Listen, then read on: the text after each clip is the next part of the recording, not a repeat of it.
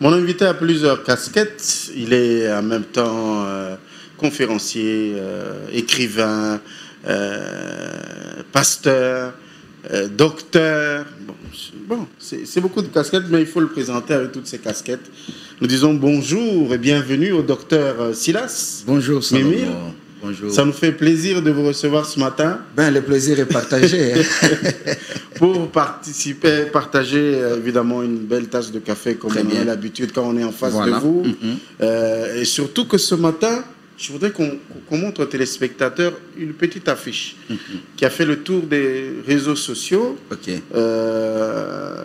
Où vous dites, moi, je suis le 2 345 kilomètres carrés, 145 territoires, plus de 450 tribus et ethnies. Voilà. Du coup, on s'est dit, bon, est-ce que c'est une campagne? En quoi elle consiste, en fait, cette affiche-là? Parce qu'elle a vraiment fait le tour des réseaux. Merci beaucoup, Salomon, pour l'invitation. Je dis bonjour à vos téléspectateurs qui se comptent en millions, qui nous suivent ce matin. C'est pour nous un réel plaisir. En réalité, cette affiche ou cette campagne s'inscrit dans la logique d'un correctif. Correctif, pas parce que ce qui était fait était mal fait, mais je crois que ce qui était en train d'être fait se faisait partiellement, et ceci constituait pour nous un danger. Tout le monde disait « je suis Goma, je suis Goma, je suis Goma, je suis Goma ». Cette effervescence qui a du couillis autour de Goma à la veille, lorsqu'on a vu les mouvements rebelles s'approcher de Goma, je craignais que dans ces narratifs, nous puissions tomber dans le piège de l'ennemi, ou que nous puissions jouer son jeu. C'est-à-dire, alors qu'il occupait déjà une très bonne partie des territoires occupés depuis plus d'une année, pour lesquels nous n'avons pas mené une campagne à la hauteur de ce que nous menions pour Goma, c'était comme si tacitement nous voudrions dire à l'ennemi, reste là où tu es, continue à occuper Bunaganda, continue à occuper Rutshuru, mais si tu t'approches de Goma, nous nous levons. Nous sommes Goma. Et voilà pourquoi nous avons dit, nous ne sommes pas Goma, nous sommes les 2 345 490 000 km², nous sommes les 145 territoires. 450, plus de 450 ethnies et tribus.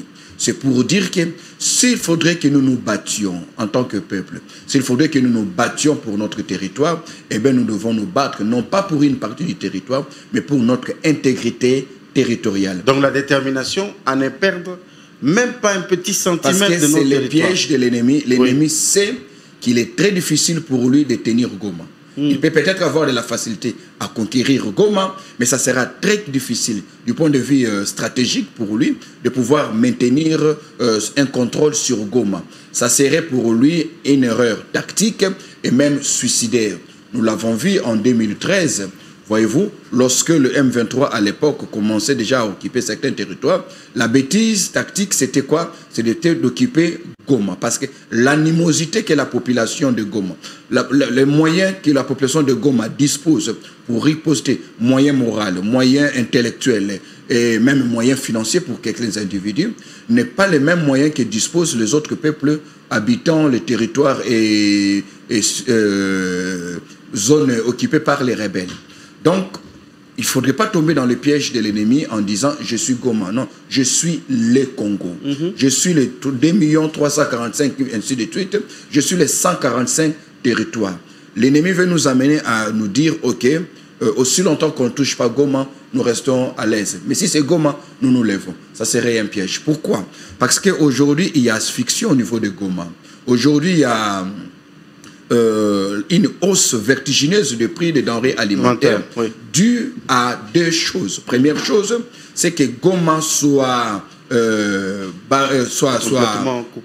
coupé des autres zones rurales qui alimentent Goma avec les denrées de première nécessité. Deuxièmement, c'est cette surpopulation. La population qui fuit Saké, qui fuit Rutshuru, qui fuit Massissi, qui vient à Goma. D'où aujourd'hui à Goma, nous avons la plus forte concentration des réfugiés internes. Et avec tout ce que cela amène. Donc, vouloir protéger Goma, c'est une chose. Mais stratégiquement, il faudrait que la campagne soit menée pour une récupération intégrale de tout ce qui est, constitue notre espace national. Alors, du coup, quelles sont les actions, selon vous? Oui. Parce que je vous ai présenté tout à l'heure comme docteur, voilà, politologue, évidemment. Voilà. Quelles sont les actions concrètes que cette campagne peut proposer pour améliorer le développement local, notamment en parlant de 145 territoires? Premièrement, il faudrait d'abord changer les narratifs. Oui. Les narratifs ne doivent plus être « je suis Goma », mais les narratifs doivent être « je suis le Congo ». Voilà. C'est-à-dire, ça serait pour nous aussi une manière de compatir avec ces Rutshuru, des Massissi, ainsi de suite.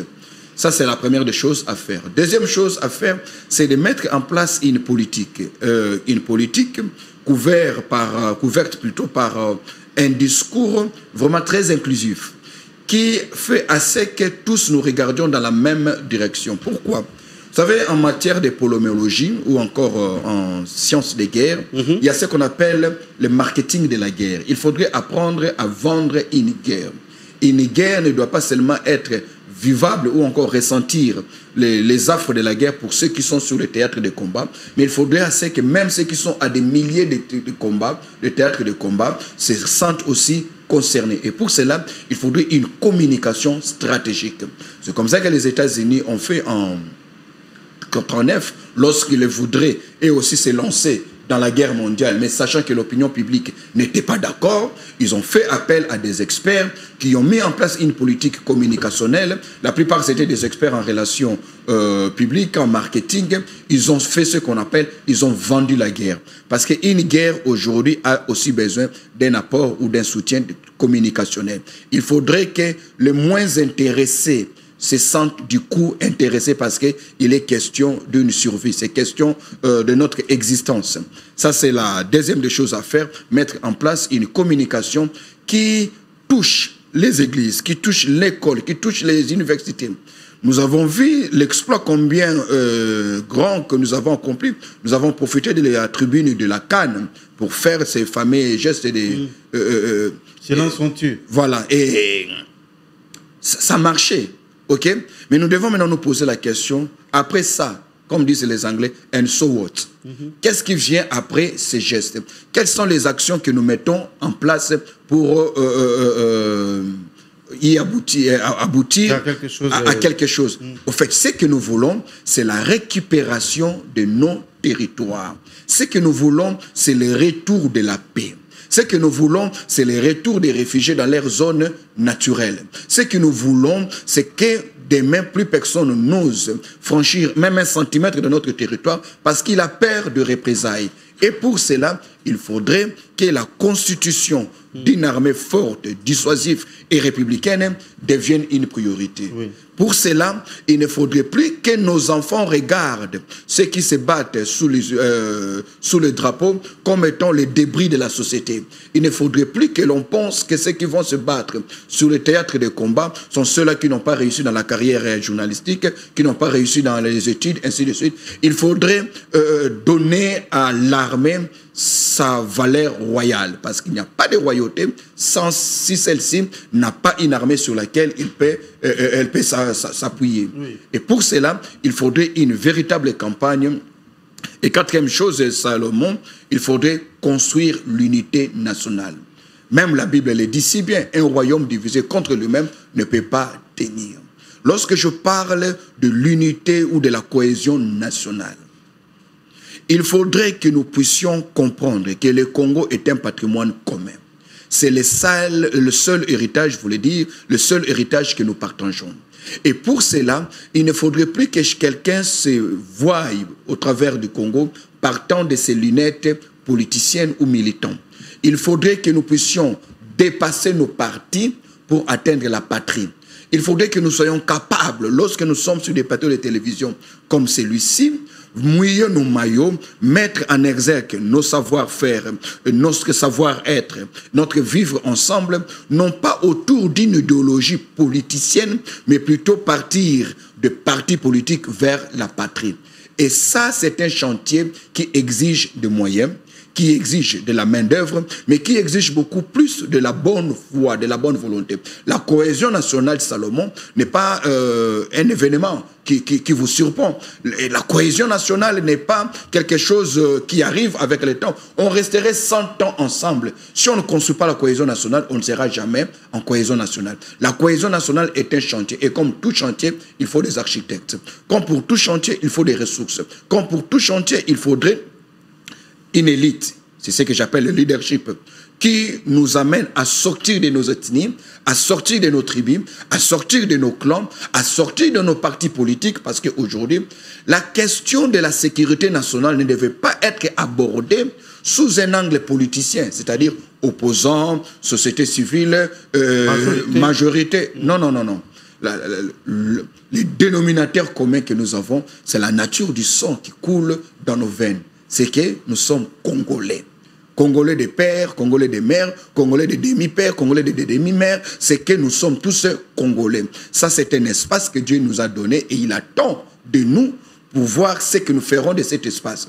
Nous ne devons plus laisser cet espace être l'espace où les étrangers viennent piller pour aller construire chez eux, quand nous-mêmes nous continuons à pleurer. Nous devons considérer cet espace comme étant le plus bon don, le plus beau cadeau que Dieu nous a fait. Et qu'est-ce que nous devons faire de ces cadeaux? Nous devons les transformer. Bâtir sur cet espace une république véritable. Bâtir sur cet espace un État où il fait beau vivre. Bâtir sur cet espace une nation où l'on n'est plus Mukongo, où on n'est plus Mouswahili, évidemment. Je ne suis pas contre les tribus, parce que nos tribus constituent notre diversité. Et cette mosaïque de tribus constitue aussi notre beauté. C'est ça, notre beauté. La tribalité en soi est un don de Dieu. La tribalité en soi, c'est quelque chose que nous devons garder ensemble. Mais nous devons plutôt combattre les tribalismes. Autre chose, messieurs, par rapport à cette campagne. Oui. Vous entendrez... Il y a une rhétorique qui, de plus en plus, a commencé à prendre part, même dans le milieu des intellectuels, malheureusement, la guerre de l'Est. La guerre de l'Est. Non, on ne doit pas parler de la guerre de l'Est. On doit parler de la guerre à l'Est. Oui. La guerre de l'Est serait dans notre imaginaire, parce que les mots traduisent nos attitudes. Oui. Les mots traduisent notre compréhension. Les mots traduisent notre intelligence. Voyez-vous? Donc on ne doit plus parler, on doit partir de la guerre de l'Est vers la guerre à l'Est. Ce qui signifie, si nous ne faisons pas attention, la guerre à l'Est risque d'affecter l'Ouest, risque d'affecter le Nord, risque d'affecter le Sud. Et pour qu'une guerre à l'Est affecte le Centre et le Nord, il n'y a pas forcément besoin qu'il y ait aussi de bruit, de bottes et de fusils. Mais on peut les sentir aujourd'hui. Nous ne sommes pas en paix. Nous avons des frères qui sont de l'autre côté. Nous voudrions aussi se promener librement, visiter Sake, visiter Bunaganda, voyez-vous.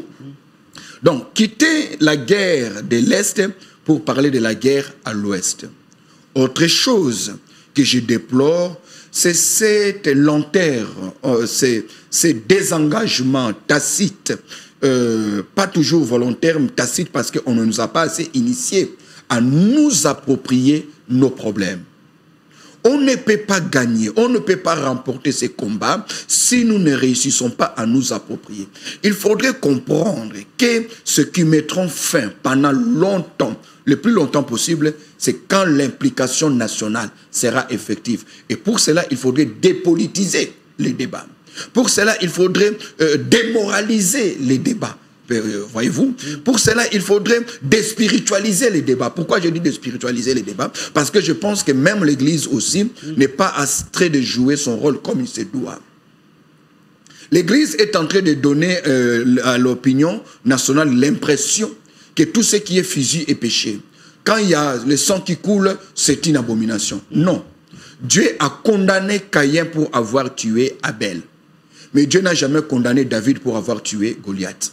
C'est pour dire, quand le sang coule, même aux yeux de Dieu, ce n'est pas la même chose. Quand quelqu'un tue un Koulouna tue, ça c'est un péché. Mais quand un soldat va tuer pour défendre son intégrité territoriale de son royaume, de son pays, ce n'est pas un péché. Il a besoin de la bénédiction.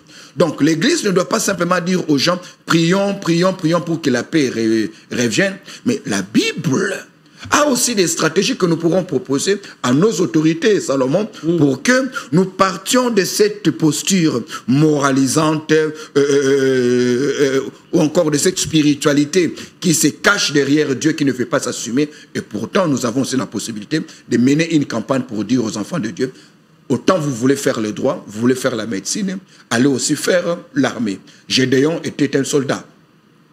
Josué était un soldat. David était un soldat. Voyez-vous, la plupart des gens que nous citons comme héros dans la Bible étaient des soldats. Même Dieu lui-même, il est le Dieu de paix, Jéhovah Shalom. Mais le même Dieu de paix, Jéhovah Shalom, est aussi Jéhovah Sabaoth, le Dieu des armées, pour dire que c'est un binôme. Dieu ne peut pas être Dieu de paix s'il n'est pas un Dieu de guerre. En d'autres termes, on ne peut pas être un pays qui veut la paix, voilà. Celui qui veut la paix prépare la guerre. C'est-à-dire, la beauté de votre paix repose dans votre capacité à faire la guerre. Eh bien, la guerre, on ne va pas la faire n'importe comment.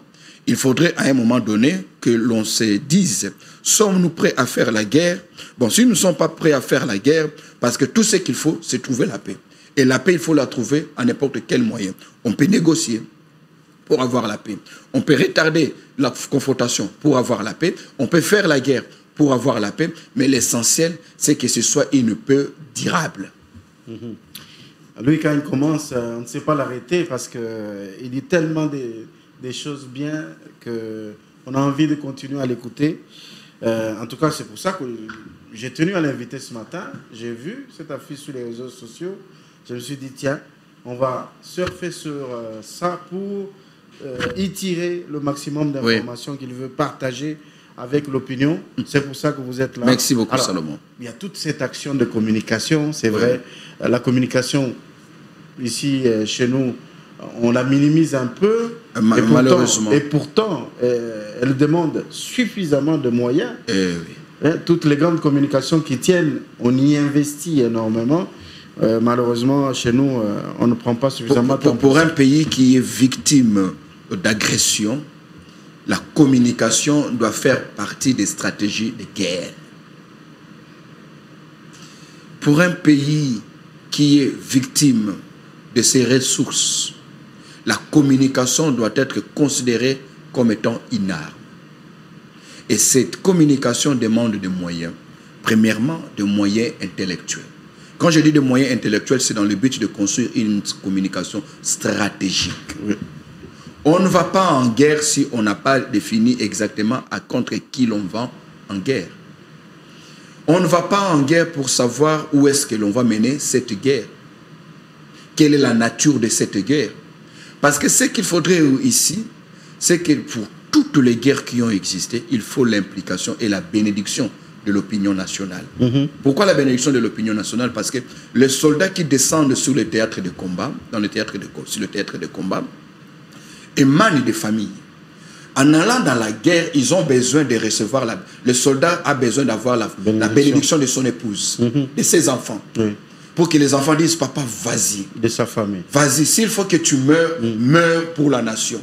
Mais il ne faudrait pas qu'en allant à la guerre, que les enfants et son épouse aient des larmes qui coulent dans les yeux, parce que déjà, il est démotivé là où il est. Parce qu'une guerre ne se gagne pas à cause de l'arme sophistiquée que le soldat a.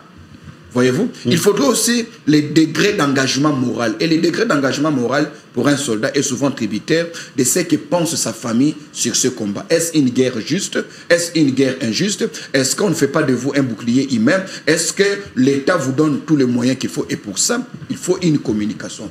Une communication assez suffisante pour amener les gens à ne pas politiser la question de la guerre. Nous sommes victimes de l'agression. La partie que les Rwandais occupent aujourd'hui via les M23 n'est pas une partie appartenant à tel parti politique ou encore à telle composante. C'est notre patrimoine commun. Et pour cela, il faudrait aussi une communication elle-même non partisane. C'est-à-dire une communication non partisane et cette communication qui, dans son approche, je vais vous donner par exemple, moi, je soutiens à 100% l'action du président de la République, mais je pense que ça serait une erreur communicationnelle de dire aux gens, mettons-nous tous derrière le président de la République. Parce que ce qui sont très opposants, très politiquement opposants, risquent de ne pas se mettre derrière lui et ainsi refuser leur soutien à l'action publique, à l'action du retour de la paix. Pour cela, nous avons besoin, et nous, et les chefs de l'État, de nous mettre derrière l'action politique dont les chefs de l'État incarnent. Oui. Voyez-vous? Donc, mettons-nous tous autour de la République. Et les premiers bénéficiaires, c'est le chef de l'État. Les premiers bénéficiaires, ce sont ce peuple qui sont en déplacement aujourd'hui, qui ne savent pas scolariser leurs enfants, qui ne savent pas prier le dimanche comme nous ici. Vous imaginez un pasteur qui est à Bunaganda, quel type de prédication il va prêcher, parce qu'il est sûr qu'il est infiltré, on va écouter ce qu'il dit, et tout ça n'est pas bon. Et cette communication, monsieur Salomon, devait être assurée par les experts. Et ici, quand je parle des experts pendant une période de guerre, je ne parlais pas que des experts en journalisme, mais aussi des experts en psychologie, des experts en anthropologie, en sociologie, pour dire qu'est-ce qui empêcherait celui qui se trouve à Matadi de vivre comme si rien n'était à Goma. Pourquoi celui qui se trouve à Inongo se dirait non, moi je ne vais pas m'associer à ceux de l'Est parce que moi aussi ici à Kwamutu j'ai des problèmes. C'est là où je parlais non pas seulement d'une expertise en termes de journalisme, mais d'une expertise du point de vue de notre société, comprendre comment est-ce que nous nous comportons, comment est-ce que les uns se comportent vis-à-vis des autres et quels sont les éléments qui pourraient être à la base, voyez-vous, de ces séparations culturelles, ainsi de suite, pour construire autour de la vision du chef de l'État une véritable cohésion nationale. Cette guerre ne se gagne pas seulement en diplomatie. Pourquoi? Parce que ça va faire presque 30 ans que nous vivons ces affres de la guerre. Donc cela signifie que les méthodes que nous avons prônées jusque-là n'ont pas été à la hauteur. Il faut changer de méthode. Il faut absolument changer de méthode. Merci beaucoup. Je ne vous laisse pas partir. Je vous en prie. Je vous garde encore si vous pouvez souffrir encore quelques minutes. Je sais que vous avez beaucoup de rendez-vous. Nous allons passer l'antenne à nos amis de la rédaction pour le journal. Ne quittez pas, mesdames, messieurs. Le docteur Silas sera de retour juste après le journal avec nous pour que nous puissions terminer cet entretien et passer à d'autres rubriques. On ne reçoit pas un écrivain sans ses livres. Il a écrit beaucoup de livres. Et nous avons quelques-uns. Et d'ailleurs, je pourrais vous faire gagner un livre ce matin si vous répondez à la question du jour que je poserai en deuxième partie de l'émission. On est de retour avec notre invité. Pour ceux qui nous ont suivis en première partie, ceux qui viennent d'arriver, d'allumer leur téléviseur, c'est Univers Café sur Univers TV. Notre invité ce matin, il a plusieurs cassettes, on l'a présenté en première partie. Il est en même temps pasteur, enseignant, conférencier, écrivain, politologue. Bon, il touche un peu à tout. Toutes ces casquettes lui valent très bien. Allez, docteur Silas, rebonjour. Rebonjour Salomon. Alors, nous sommes partis parce qu'on s'était arrêté avant le journal sur la communication de guerre qu'il faut absolument adapter en cette période particulière. Donc les émissions de débat autour des vraies questions, autour des vrais enjeux du développement de ce grand pays, continent qui doit jouer son rôle sur le continent africain et dans le monde. Parce que international. On ne peut pas décider du développement du monde sans la RDC parce que tout ce qu'il y a qui peut pousser le monde au développement se trouve dans ce pays-là. En effet. Donc nous jouons un rôle stratégique. Il faudrait qu'à un certain niveau, nous puissions nous adapter face à ces enjeux. Nous devons prendre la posture qui correspond à notre vocation géopolitique, géostratégique. Nous devons prendre la posture qui correspond à nos ambitions et nous devons comprendre que le monde du futur ne se conjuguerait pas sans nous. Et pour cela, il ne faudrait pas que ce monde se conjugue seulement avec nos ressources et sans nous-mêmes en tant que Congolais, parce que il faudrait comprendre que la plus grande ressource, la plus belle ressource que dispose ce pays, ce n'est ni le coltan ni le nobium consort, c'est l'homme congolais. Et pour cela, il faudrait que l'homme congolais soit initié je préfère bien utiliser le mot initié, il devait être initié à sa vocation. Pourquoi nous sommes sur cette terre, sur cet espace, qui sommes-nous, d'où venons-nous, comment les autres nous perçoivent et quelle est la posture que nous devons avoir pour que les autres ne nous exploitent pas seulement, mais plutôt les autres nous considèrent désormais comme partenaires. Partenaire fiable, partenaire viable, mais aussi le type de partenaire qui dit ça c'est les Rubicons qu'on ne peut pas dépasser, voilà ce qui est faisable, voilà ce qu'on peut céder, et ça on ne cède pas. Or, on ne peut pas se construire en puissance en externe si en interne on est encore parasité par des petits soucis. D'où la construction en externe nécessite à ce qu'il y ait une révisitation de ce que nous sommes en interne, de comment nous nous comportons, de quel est notre niveau de cohésion nationale, quelle est notre capacité à chacun de pouvoir sortir de sa tribu, sortir de son parti pour nous rencontrer autour du carrefour patriotique. C'est là où je fais par exemple appel à un État patriocratique.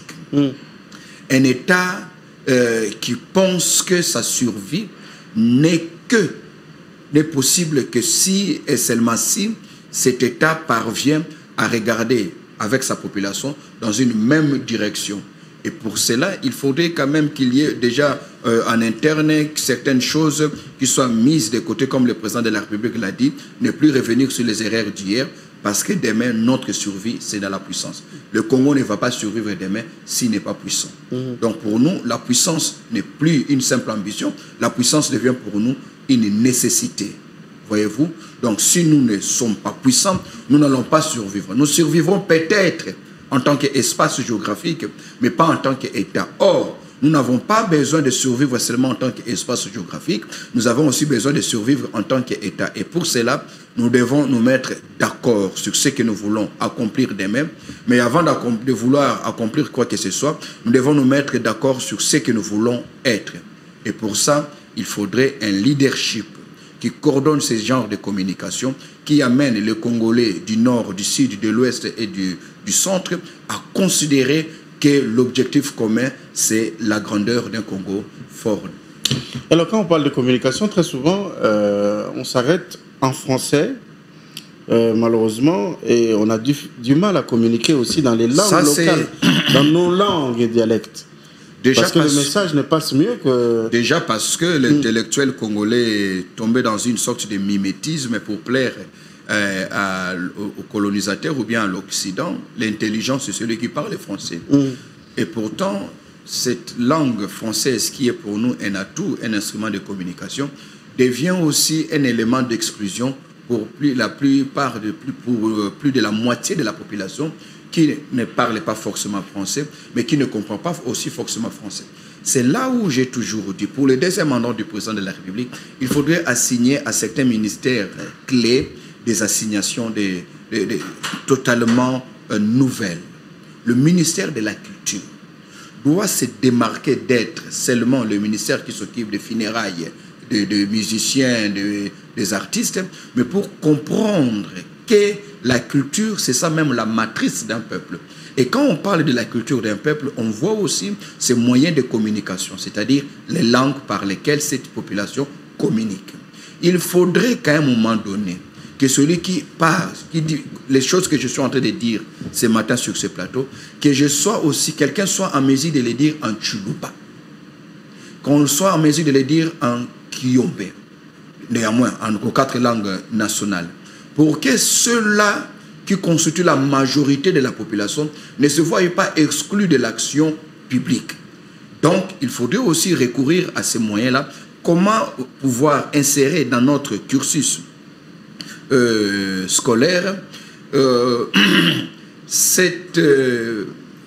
qu'est-ce que je veux dire?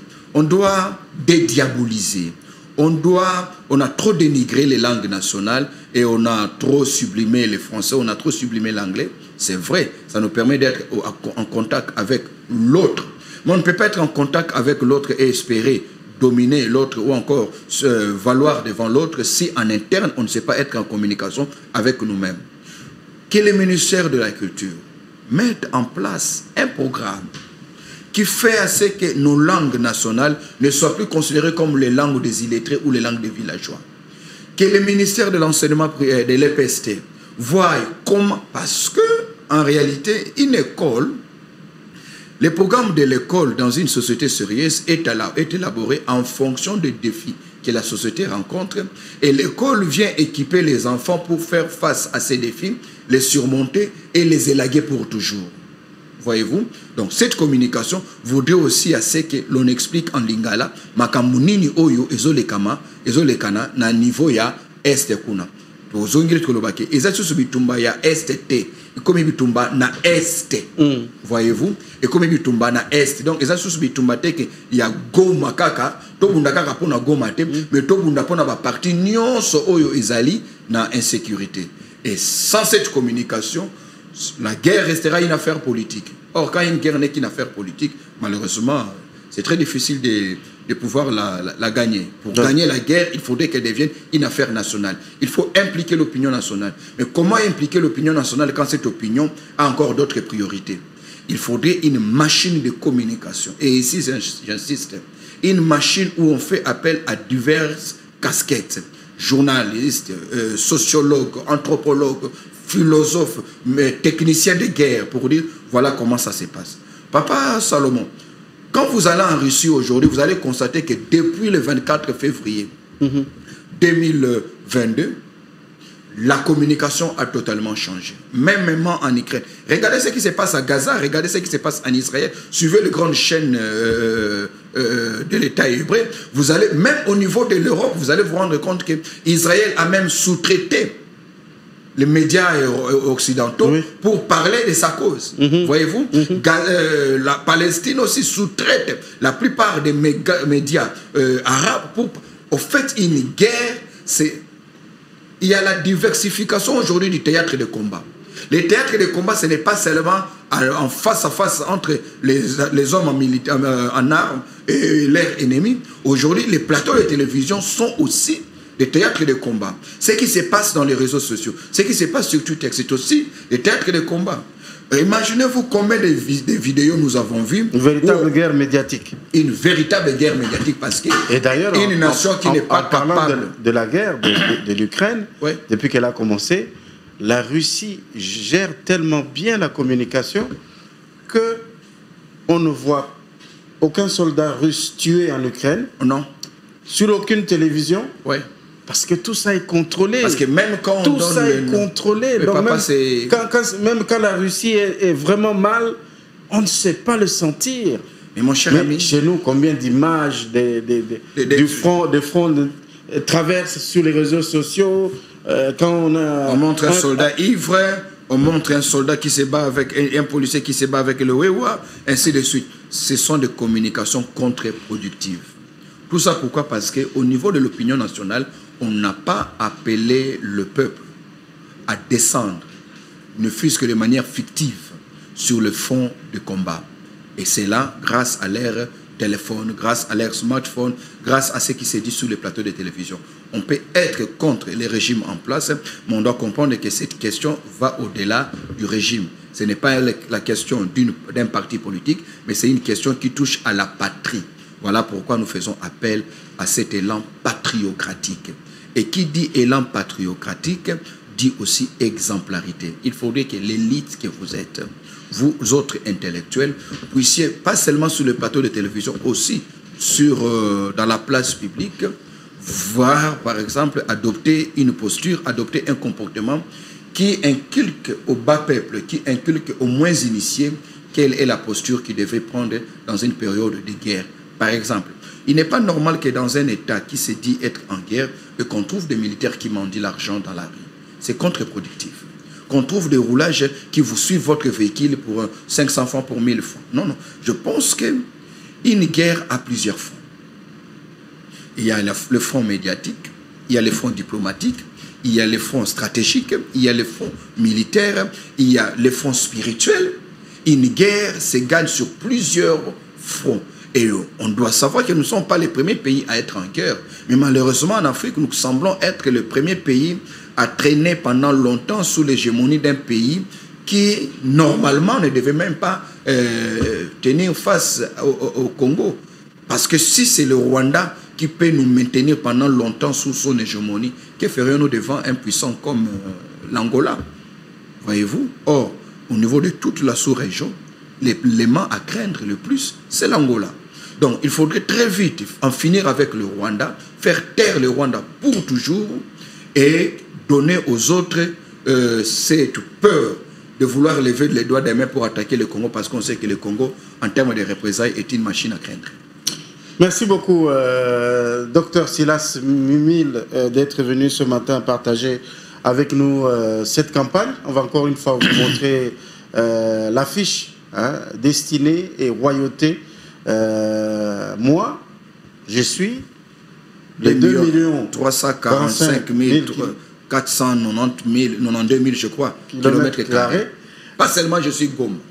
Je suis les 145 territoires. Je vous donne un exemple. Et je suis plus de 450 tribus. Depuis 2014, Vladimir Poutine a réussi à arracher la ville de... Il a arraché plusieurs villes. En 2014, en violation de l'accord de Minsk, il a arraché... le nom m'échappe. Mais lorsqu'il attaque en 2022, l'Ukraine, l'Ukraine opte comme stratégie et comme objectif, non pas seulement d'empêcher Poutine de posséder de nouvelles villes, mais aussi de récupérer... oh mon Dieu. Vous parlez de la Crimée. La Crimée, merci beaucoup. Et de récupérer aussi la Crimée. Et pourtant, c'est depuis 2014 que la Crimée est passée sous la gestion du pouvoir de Poutine. Oui. Donc, pour dire que les Russes, les Ukrainiens ne peuvent pas dire « je suis l'Ukraine ». Non, non. Il dit « je suis l'Ukraine » en insérant aussi la Crimée. Oui. Donc, nous aussi, on doit dire « je suis le Congo » parce que c'est dans le Congo qu'on a Bunaganda, qu'on a Rutshuru, qu'on a ainsi de suite. C'est dans le Congo. Mener cette campagne n'est pas contre Goma, mais c'est plutôt pour dire que nous avons besoin du tout et non pas d'une partie. Nous ne voulons Sinon, pas perdre. L'ennemi utilise Goma comme un épouvantail. C'est ça. Nous avons besoin de tout le Congo et chacun de nous doit... Alors, parce qu'on reçoit un écrivain, on ne peut pas laisser partir. Rapidement, on voudrait que vous puissiez nous présenter... Ça, c'est vos bébés. Oui. Ce sont vos bébés, rapidement. Ce sont on va mes les bébés. découvrir avant de Ça, c'est Ton mariage, ta destinée. Je l'ai écrit à l'intention de ceux qui ne sont pas encore se mariés. Savoir sur quel fond partir pour faire des bons choix. Oui. Ça, c'est une compilation de nos propos, de citations, très très riche en tout cas, très très riche, quel que soit. Il y a des citations qui affectent le domaine, qui touchent à la politique. On est en train de faire le gros plan, donc voilà, si vous pouvez... qui touchent à la politique, qui touchent au mariage, aux affaires, ainsi de suite. Ça, c'est un livre où je manifeste cette force, c'est d'ailleurs mon tout premier livre. Je l'ai écrit, excusez-moi, pour nous inciter chacun à comprendre que la prospérité relève de ce que vous faites, des talents que vous avez eus. Dieu ne distribue pas des billets de banque. On ne devient pas riche en priant. On devient riche en découvrant son talent, en l'exploitant et en le faisant de la plus belle manière. Les autres vous payent en retour des problèmes que vous avez résolus. Ça, c'est un livre que j'ai écrit, sorti l'année passée, des rois et des sacrificateurs. Comment faire l'équilibre entre être au service de Dieu et aussi être dans le séculier. Parce que l'on se rend compte que les enfants de Dieu dans nos églises sont beaucoup dans la prière, mais dans la société, ils ne se retrouvent pas. Et même quand ils essayent de se retrouver dans les affaires, ils ont une nomination quelque part, ils sont les premiers à débarquer. Pourquoi? Parce que cet équilibre mystique, spirituel qu'il faudrait tenir, plusieurs ne savent pas le faire. Quand est-ce qu'il faut prier? Quand est-ce qu'il faut travailler? Ainsi de suite. Ça, c'est un très très bon livre. Voilà. J'ai beaucoup de respect à la gente féminine. Oui. Je parle de cette figure de femme. Cette figure de femme que je conseille et je recommande ces livres à toutes les femmes qui nous ont suivis ce matin. Procurez-vous de ces livres, ça sera un très beau cadeau. Ce livre ici a une particularité, Bâtisseur des nations. Je l'ai écrit à l'intention de l'intellectuel africain. Intellectuel congolais. Émergence d'un leadership collectif. Émergence d'un leadership collectif. Dans ces livres, je dis quels sont les mots qui rongent notre société et comment les éradiquer pour devenir une nation puissante. Et la clé, c'est qu'il faudrait que nous ayons des bâtisseurs. Les nations ne tombent pas du ciel. Les nations ne deviennent pas puissantes avec le temps. Il faudrait l'implication d'un leadership. Mais quel type de leadership, Salomon? C'est ce leadership collectif. C'est-à-dire que chacun de nous joue le rôle qui est le sien. Vous au niveau du journalisme, moi au niveau scientifique ou au niveau pastoral, l'autre au niveau des affaires, parce que une nation puissante n'a jamais été l'œuvre des politiciens seuls. Pour qu'on ait l'Amérique aujourd'hui, il a fallu qu'on ait des Carnegie, qu'on ait des Henry Ford, qu'on ait des Abraham Lincoln, on ait des Michael Jackson. En fait, une nation, c'est l'implication de toutes ces intelligences. Intelligence culturelle, intelligence politique, intelligence scientifique. Mais le problème en Afrique et au Congo en particulier, c'est que le politicien se surestime. Le politicien congolais se surestime, voilà pourquoi ils prennent toute la place. Ils prennent toute la place et voilà ils pourquoi occupent tous les secteurs. Et tout maintenant est politique. Ils s'épuisent. Il ne faut pas tout politiser. J'ai dit même dans ces livres que les mots qui rongent notre société, je les résume en deux, l'hyperpolitisation et l'hyperspiritualisation. On politise tout et on veut sous-traiter Dieu, demandant à Dieu de faire pour nous ce que les autres peuples ont fait par eux-mêmes.